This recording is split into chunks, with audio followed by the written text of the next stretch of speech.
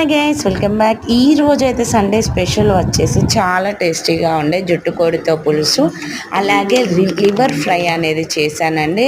కొన్ని ప్లేసెస్లో దీన్ని కందనకాయలు కూడా అంటారు.